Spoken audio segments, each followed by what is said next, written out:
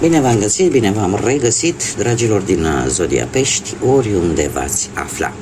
Iată-ne la o nouă lectură, din nou împreună, la o lectură generală pentru luna septembrie acestui an 2025, așa că toți cei care aveți Soarele, Luna, Venus, Ascendentul sau oricare alt aspect astral important pentru voi din harta voastră natală și care are legătură cu Zodia Pești, atunci această lectură este de asemenea și pentru voi.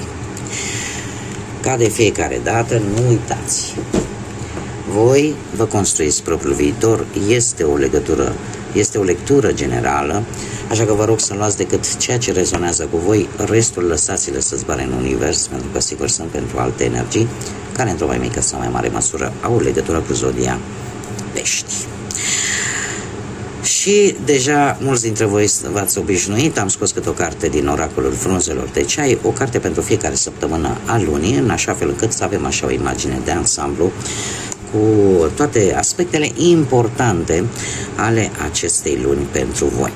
Avem un scaun gol, asta înseamnă că încă din prima săptămână a lui septembrie cineva va părăsi un loc din viața voastră. Că este un loc în relație, că este un loc în familie, că este un loc, legat de orice alt aspect al vieții, fie el profesional sau mai puțin material, este adevărat, dar cineva va pleca din viața voastră. Cea de-a doua săptămână avem jugul. Dragilor, se pare că în a doua săptămână o anumită situație te va face să te simți că tragi la o căruță foarte grea. Poate să aducă anumite frustrări din cauza neputinței de a face lucrurile așa cum tu ți-ai dori. O situație destul de greu de gestionat. Cea de-a treia săptămână, mare atenție la lăcomie. Este de fapt mesajul cu care vine această carte. Sună într-adevăr destul de urât, dar haideți să-l dezvoltăm un pic ca să nu mai sune așa urât. Aveți grijă la lăcomia în sensul de poate de a strânge anumite lucruri, fie ele materiale sau cu o valoare materială, și să scăpați din vedere aspecte mult mai importante. De multe ori se întâmplă, da, să nu fiți Hagi Tudose. Nu știu câți dintre voi știți povestea lui Hagi Tudose, așa o mică paranteză ca să mă fac înțeleasă, nu de altceva. Da, era un om care efectiv avea atât de mulți bani, încât la un moment dat el oricum a murit sărac. Nu i-a ajutat cu absolut nimic banii aia. Ce înseamnă asta? E posibil că în a treia săptămână să vină o situație în care poate să fie necesar să cheltuiți în mod special pe partea banilor, să cheltuiți un pic mai mult pentru a o rezolva. Nu vă zgârciți. Pentru că e posibil ca refuzul vostru de a cheltui poate respectiva sumă de bani pentru respectiva situație în mod particular, mai târziu să aibă niște consecințe nu tocmai benefice pentru voi. Da? Poate să fie și acest lucru. Și uite, ca dovadă, ultima săptămână din septembrie vine cu o dorință care va fi împlinită. Nu știu exact să vă spun ce situație va implica în a treia săptămână, dar voi trebuie să fiți deschiși.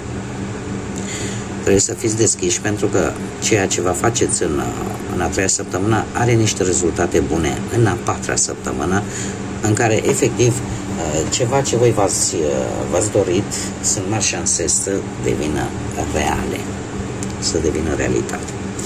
Haideți să vedem cu ce energie începeți această lună septembrie, această primă lună de toamnă. Mi-e dor să-l ascult pe Alifantis cu A venit toamna. Ei, dragilor, energia voastră e una în care v-ați împăcat cu un anumit gând sau cu o anumită situație. În sensul că poate ați avut parte de o separare, unii dintre voi, o separare, eu aș zice, destul de amiabilă, în care, într-un fel sau altul, mai mult sau mai puțin, cumva, n-au existat...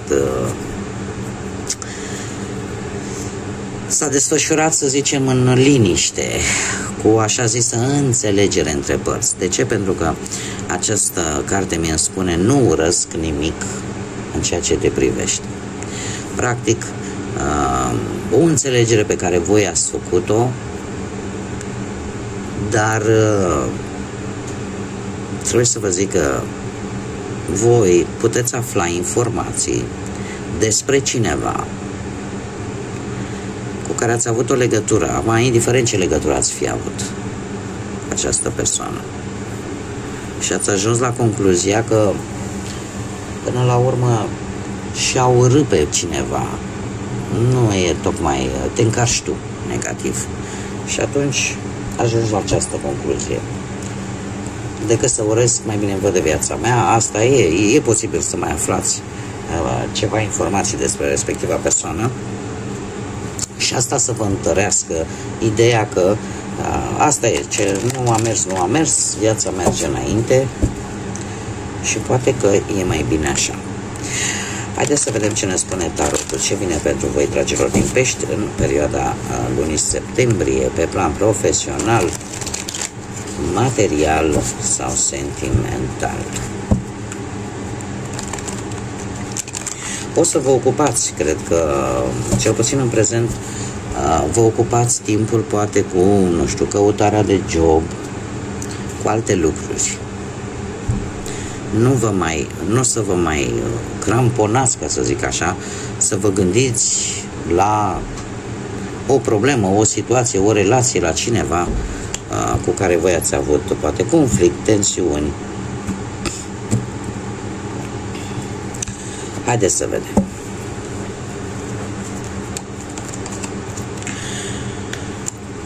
Avem zodii de foc, berbec, leu, săgetător pe planul muncii. Interesant, dragilor. Nu știu dacă e vreun șef din vreo zodie, de vreun șef, vreun asociat, cineva care are legătură cu viața voastră profesională și care are implicații în zodii de foc, berbec, leu, săgetător, dar este cineva în care voi puteți avea încredere, cineva care te poate ajuta, poate să-ți găsești de muncă, pentru că am aici, sau să rezolvi o anumită situație legată de muncă, pentru că am un soare, asta îți dă pozitivitate, asta ne vorbește de soluții la nivel profesional sau de faptul că vei găsi în sfârșit un job pe care în mare parte mulți dintre voi l-ați putea începe chiar la sfârșitul lui septembrie. Asul de cupe îmi confirmă acest lucru. Sunt noi șanse, noi avansări, nou job. Da? Este un nou început care se pregătește și este ceva așa pe sufletelul vostru.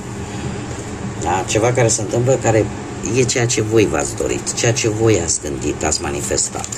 Așa că lucruri bune. Pe partea banilor, ce aglomerație aici. Nu cred așa ceva. Dragilor, aglomerație mare. Și știți care este paradoxul? Că voi nici nu apăreți aici. Îmi apar zodii de aer, îmi apar zodii de pământ, îmi apar și zodiile de aer, trebuie să vă spun că sunt predomină.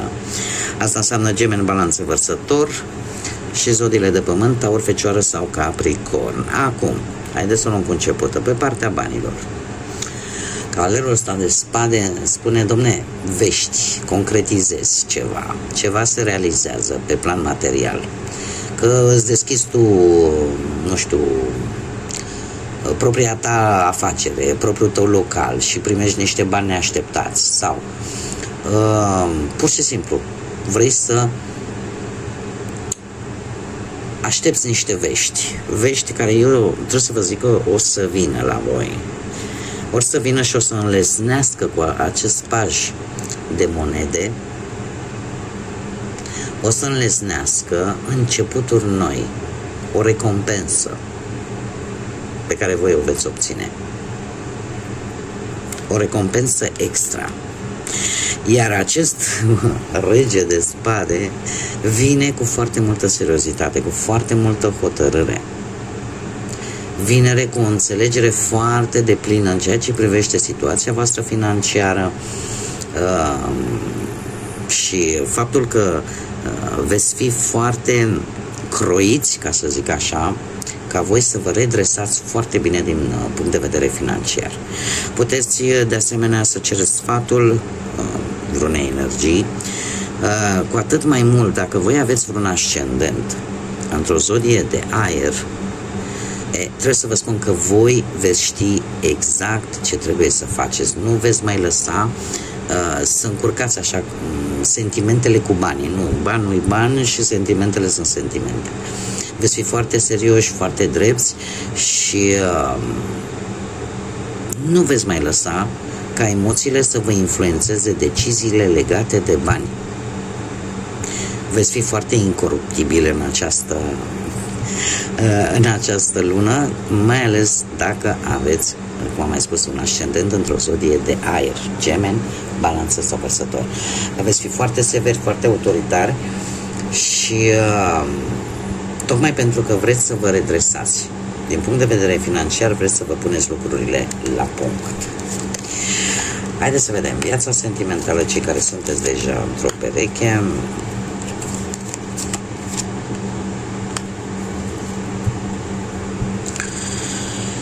Ei, aici sunteți voi. Sunteți voi, pentru că sunt zodii de apă. Dragii mei, dragi, pentru cei care sunteți deja un cuplu,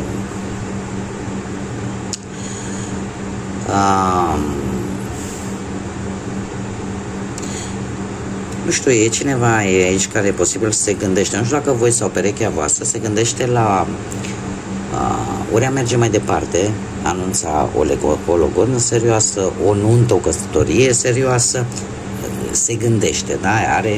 E încă în faza de început a gândului. Ori că voi vă doriți lucrul ăsta, să oficiați cumva relația, ori poate că vă gândiți, poate că e momentul, nu știu, să aveți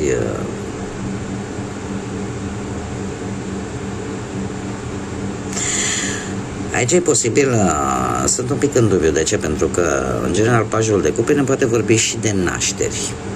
E adevărat, nu pentru toată lumea, că acum ce-ar fi, nu? Să nască toată lumea odată, ca așa spun eu. Nu. Asta pentru unii dintre voi, mulți puțini, cei care vă regăsiți. Ce mă intrigă foarte tare, acest 4 de cupe și acest 5 de spade. Mare atenție, pentru că aici cineva se va irita foarte repede, foarte repede. Și de ce? Pentru că ori nu e de acord cu anumite lucruri pe care voi simțiți că e momentul să le faceți în relația voastră, ori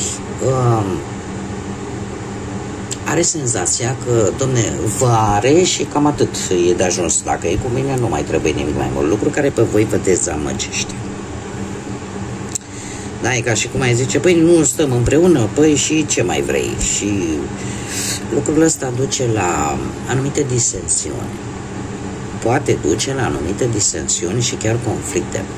Cinciul de spade îmi spune că aceste dezacorduri, aceste lucruri care nu mai converg una cu cealaltă, poate aduce la niște conflicte inevitabile pe care voi să nu le puteți evita. În care fiecare știe ce zice, eu am dreptate,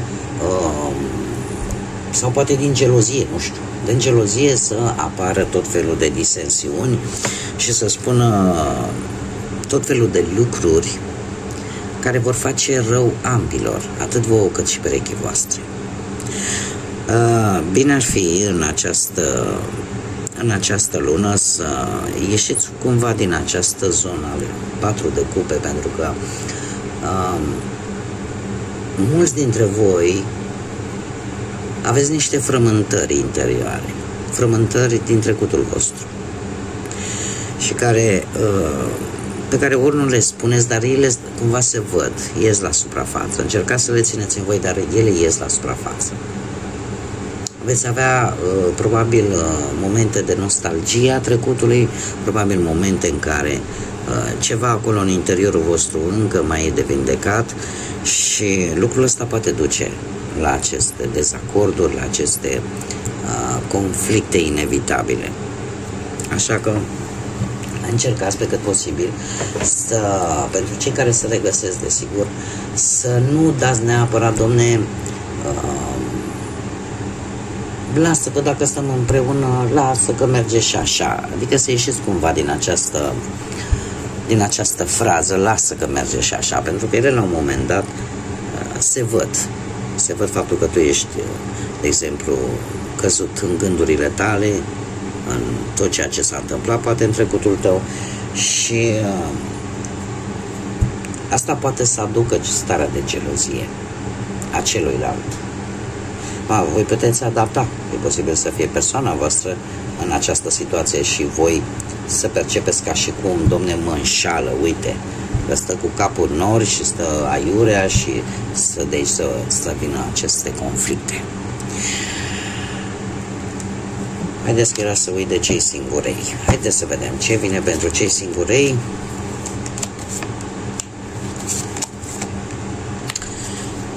În viața lor sentimentală avem pusnicul, aici avem zodia Fecioară. Dragii mei, încă de la începutul săptămânii sunteți, inițial veți fi foarte concentrați pe cariera voastră profesională, pe a face bani, dar o să fiți un pic, de-a lungul lui septembrie, o să fiți un pic dați așa peste cap. De ce? Apare cineva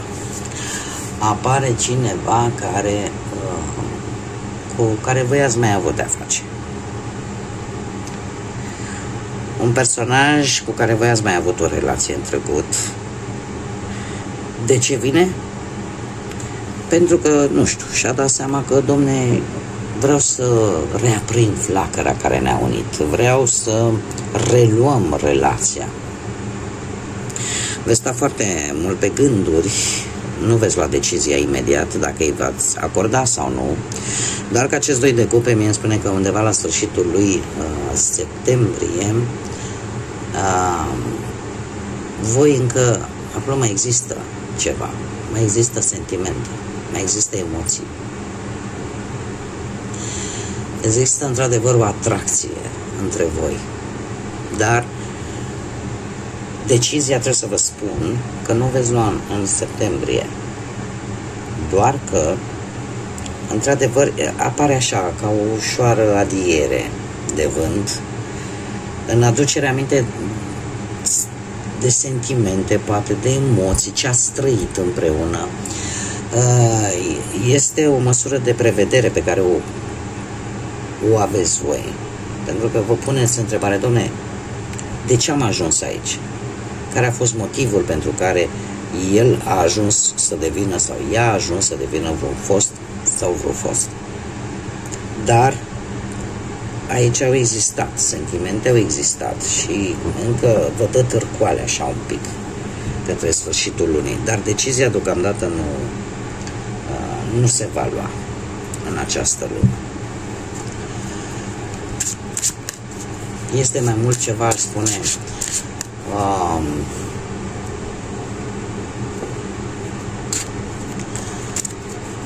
o relație, eu nu spune că a fost neapărat o relație rea, dar va fi o aducere aminte a emoțiilor pe care și sentimentelor pe care voi le-ați trăit împreună în trecutul vostru. Eu aș zice că unii dintre voi chiar se vor gândi serios la această reîmpăcare, reconciliere sau hai să o luăm de la început.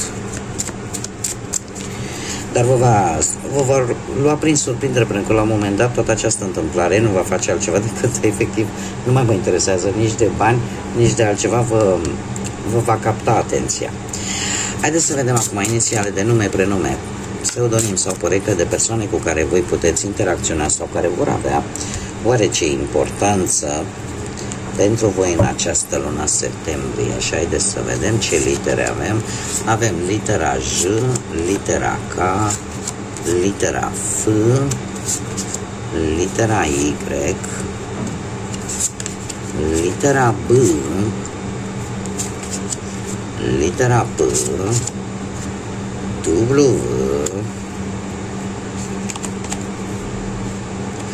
și litera A, avem două aici, ia stați așa, litera U și încă o dată W. Ca și zodii. Ca și zodii.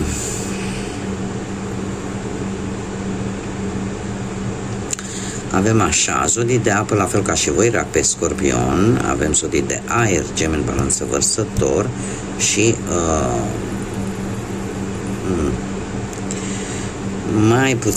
mai puțin, dar nu deloc, ar putea să fie și ceva zodii de foc, Taur, Fecioară, Capricorn. Și am aici decât o singură carte pentru zodiile de pământ. Mă scuzați, am greșit. Zodiile de foc, Berbec, Leu, Săgetător și mai puțin zodiile de pământ, Taur, Fecioară sau Capricorn. Dar predomină, cum am mai spus, zodiile de apă sau zodiile de aer. Acum, haideți să vedem care este surpriza lunii septembrie pentru voi, dragilor din Pești. Să vedem care este surpriza. Și avem chiar două. Dragilor, avem ori data de 3 septembrie sau o zi de marți, în care e posibil să ai un moment creativ sau să ai așa ca o epifanie, o idee bună, într-o zi de marți, într-o zi de 3 sau care are legătură cu cifra 3. Și ce este mai interesant este că l-avem pe Marte, ceva, un impuls, o ambiție. Intri cumva în modul ăla de supraviețuire și veți fi cumva tentați să acționați un pic în forță, așa, sau chiar să fiți un pic agresiv. Mare grijă totuși. De ce? Pentru că este Marte. Avem planeta Marte.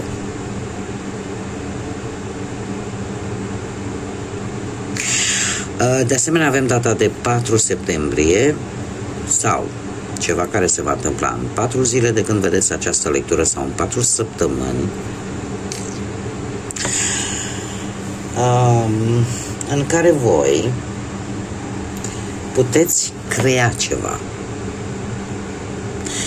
puteți începe ceva,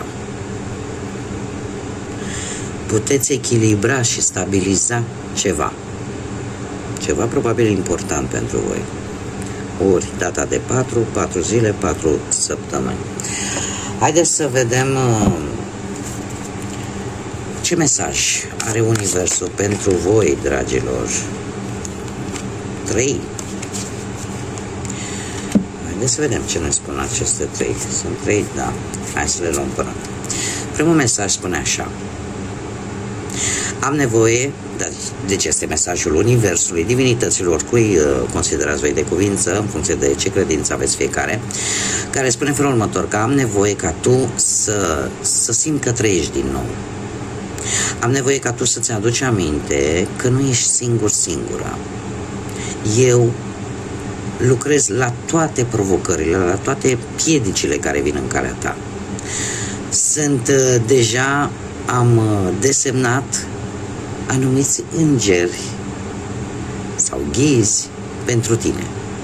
Așa că dă drumul acelui stres și decât ai încredere în mine. Am un incredibil sfârșit în povestea ta. Un incredibil și foarte drăguț sfârșit pentru povestea ta.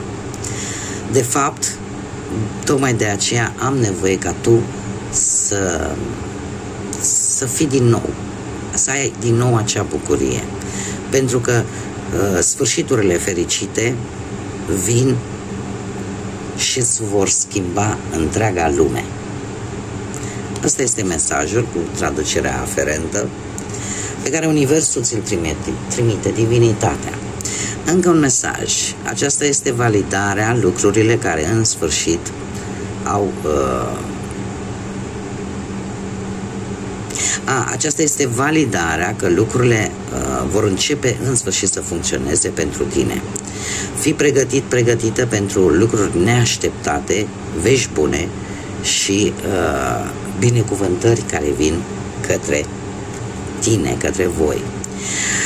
Cel de-al treilea mesaj. Dacă tu până acum nu ai găsit ceea ce tu ai căutat cu îndârjire în tot acest timp și de multe ori te-ai simțit blocat și de multe ori te-ai simțit că lucrurile nu merg conform cu planurile tale, trebuie să știi că ceva mult mai mare și mai bun e în drum către tine. Este ceva cu o încărcătură divină, magică, care nu va putea să vină în viața ta dacă tu nu ești acolo să o primești. Este ceva ce tu ai cerut. Mesaje interesante, mesaje bune, mesaje pozitive, dragilor, pentru voi în această lună septembrie. Eu cam atât am avut pentru această lectură.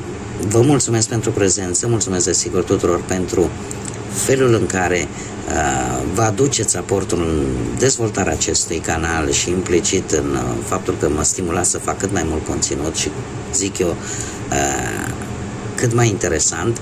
Așa că mulțumesc tuturor pentru like-uri, distribuiri, pentru comentarii, pentru faptul că vă abonați. Invit pe toți ceilalți care n-au făcut-o încă. Dacă le-a plăcut, dacă au rezonat, îi aștept cu mare interes aici, abonați-vă. Și, desigur, vă doresc un septembrie cât mai liniștit și fie ca toate aceste mesaje să devină realitate pentru voi. Până data viitoare, când ne vom reîntâlni la o nouă lectură, tot binele din lume, să aveți parte de lumină, de căldură sufletească și de multă liniște. Așa că până la o nouă lectură, numai bine și să fiți iubiți!